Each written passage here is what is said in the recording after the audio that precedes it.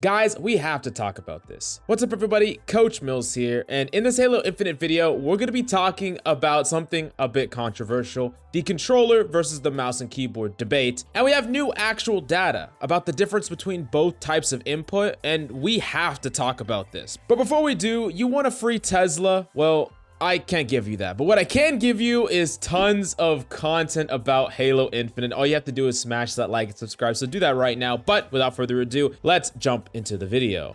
Trigger warning, trigger warning. All right, if you're an old school Halo player, you should not be triggered by pretty much anything at this point. But for those of you who don't want to hear, actual statistics or facts that go against what they already believe about the controller versus mouse and keyboard debate, I would highly suggest you click off right now. Now, I'm grateful for those of you who are still here, but check out these statistics that I'm going to throw up on the screen. Now, yes, the top is top 100 controller players. The second row is top 100 keyboard and mouse players. Then it's 50 percentile controller and 50 percentile keyboard and mouse. And this is accuracy stats for all of these categories. Now, before we break that down, let's first figure out who got us this data and how did they get it. User Alfie on Reddit did this, quote, "I went through the Halo tracker and gathered accuracy stats for the top 100 players in keyboard and mouse and controller only playlists. If the players had played any game in the alternate playlist, not crossplay, I did not include them.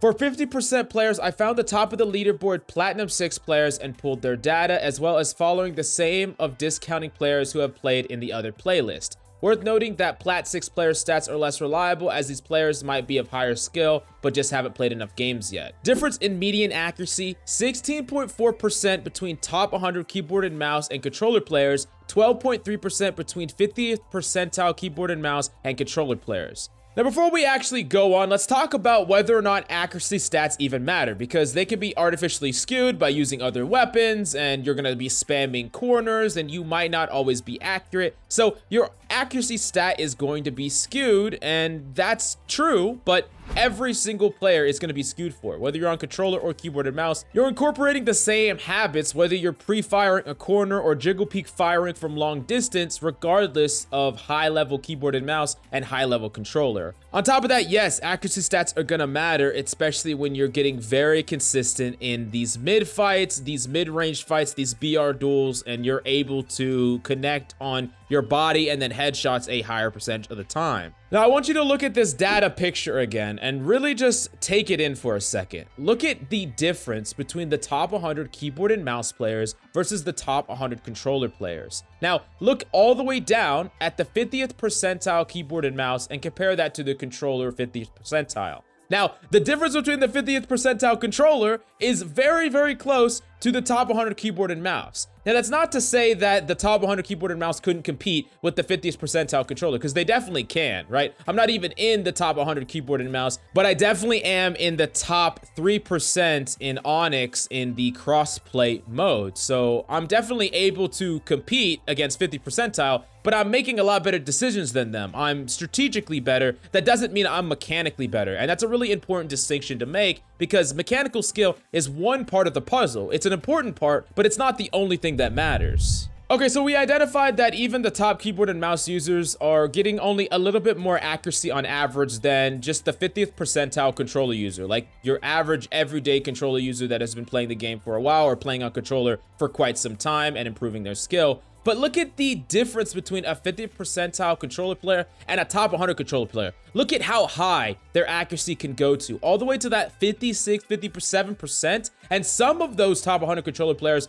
are even higher than that. And even the top 100 keyboard and mouse player, only the top of the top are in that median of the top 100 controller players, which is absolutely nuts. Now, we got to talk about the elephant in the room, which is the fact that having high accuracy isn't all that matters. And there's other benefits that you get from being on a mouse and keyboard. Like, I can 180 incredibly fast, and I can clear corners a lot better because I can flick to the side, flick back forward. There's just a lot of things that I can do very sporadically that controller players can do. However, if you position yourself in a way to fight based on your mechanical skill, you're going to be at an overwhelming advantage on a controller. Now, if we look at that median for the top 100 keyboard and mouse, it's about 48% is what it looks like, 48, 49%. That's the median. My accuracy is something like 47, 46%. I aim a little bit too much in the head, if I'm being honest. I'm trying to break that habit from Valorant, but it seems very crazy to me how just a 50th percentile controller player can be almost as accurate, if not more accurate than me, who has put thousands and thousands of hours into mouse and keyboard.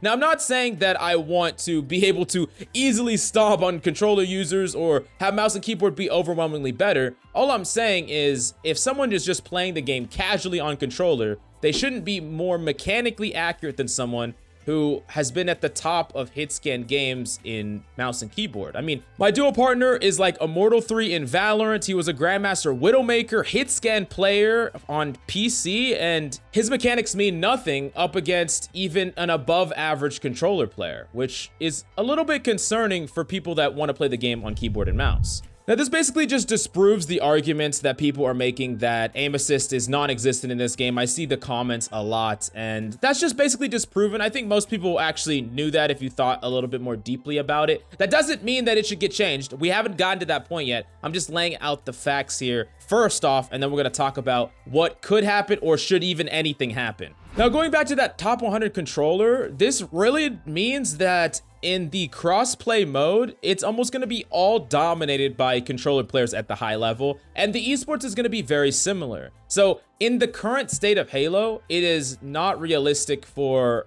basically any esports pro to be on mouse and keyboard. The only type of people who could probably make it in the esports scene are players that are so freaking cracked, like the top 1% of the top 1% are the only people that would make it at all on keyboard and mouse. And honestly, I highly doubt that there will be that many, if any at all, compared to controller players. Now, a lot of you might think that this is a weird take coming from me, but I actually am okay with esports being dominated by controller and crossplay ranked being dominated by controller. I'm okay with both of those things, however, not to this extreme. I think that things should be maybe closer to 70-30 rather than 99-1%. That's what it's probably going to be in the esports scene. 99% controller, 1% keyboard and mouse, because this game, sure, you can play it on keyboard and mouse, but you can never, ever be competitive. It's not a situation where you can grab talent from other FPS games or people that have been grinding on keyboard and mouse for many games, many years. They can't come over and compete in this game at the highest level on controller. And I played all the old Halos, and I grinded Halo 3 as a kid, you know, from the ages of 10 to the ages of like 15. I just played that game every single day. And if I wanted to really take this game even more seriously,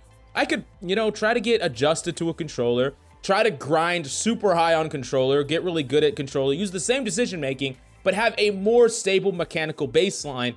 Even just getting started on controller, from an average perspective, I'm gonna have almost as much accuracy as all my skill on keyboard and mouse with a much higher ceiling. Now, regardless of whether or not this stays in place or doesn't stay in place, I think there's one thing that is more important than any of that, and it's just transparency from 343. How do they want the game to be balanced? Because at the end of the day, they have the power to balance controller if they want to. I'm not saying they should. I'm saying I want to know what their plan is. Is this a game that is feasible for a mouse and keyboard player to go pro in? Are they ever going to do changes to controller to make mouse and keyboard more competitive? I don't want to be telling people that, hey, there's a path to pro for you in Halo Infinite. There's a lot of opportunity when there's none. As a coach, I can't do that. I can't suggest someone chase the path to pro when maybe the only path to pro is for a controller user. Now, for my own personal experience, this statistic, this is a little bit more extreme than I thought it was, but it doesn't surprise me because as I started to grind in the crossplay, I felt like there were people that just, I could never ever win a duel against. Even sometimes I would lose if I was at parity or I had even an advantage against them. Unlike the other mode, unlike the mouse and keyboard mode where mechanically, I can sometimes even win matchups where I'm at a disadvantage in because I out-mechanic them, or I won't get completely bodied in the mid-fight every single time. Like, I have to play extra tight and almost perfect up against a lot of these controller players, especially when they start getting to the higher end, you know, higher end Onyx players. They will just get 56% accuracy and just completely shit on me. Now, all that being said, I'm really happy that this game came out like this as opposed to the opposite. One of the things I was afraid of when Halo Infinite was going to be on PC is that like all of these Halo pros on controller and all these controller players couldn't compete up against mouse and keyboard players in the crossplay and in the esport, and then the esport was like 90% dominant by mouse and keyboard. I think that would just completely disregard the legacy of Halo, how it came from controller, how controller is such an integral part of Halo and has always been.